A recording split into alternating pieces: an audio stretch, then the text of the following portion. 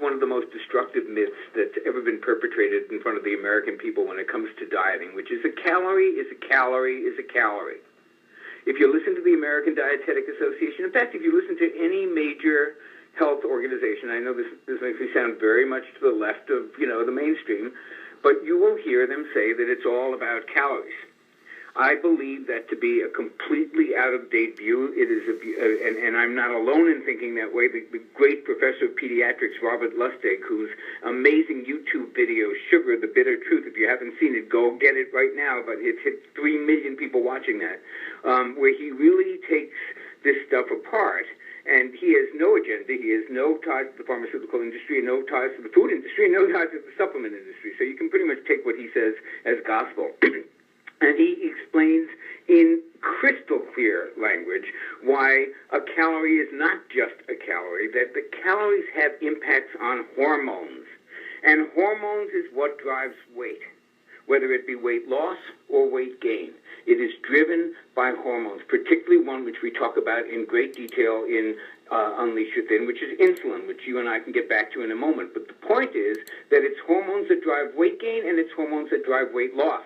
And calories have different effects on hormones.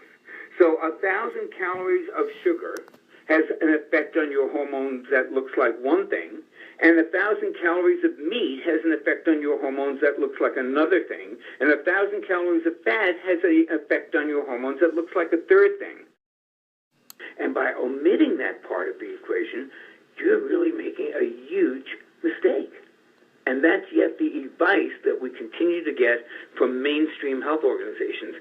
Just count the calories. All that matters is calories. That's what Weight Watchers is based on. That's what, all these, moderate, middle of the road, high carb, they're all based on calorie counting, and calorie counting is only part of the picture. The bigger part, the more important part, is hormones. And until you know how to manipulate your hormones to turn on the fat-burning ones and turn off the fat-storing ones, you're kind of really just guessing at this whole weight loss stuff. If you look at it, like say a 5-year-old kid before the world, let's just say some more idyllic time, when kids actually went out to play and they didn't have play dates, but they played in the park and they rode bicycles. And let's say this kid comes home from school, 5-year-old kid, he eats an apple.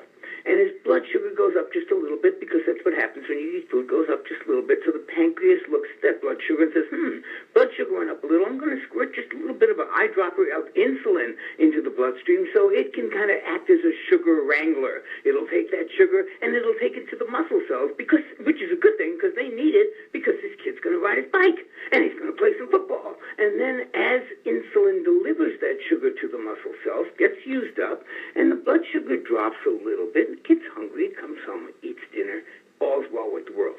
That is what metabolism is supposed to look like. Here's what it looks like to us. Fast forward 35 years. You wake up with your stress hormones in the ceiling from a hard day of work the night before and undersleeping. Your stress hormones are high. You run to Starbucks. You buy yourself a double latte, whatever, with 700 calories, plus a low-fat bran muffin with another 900 calories of carbohydrates.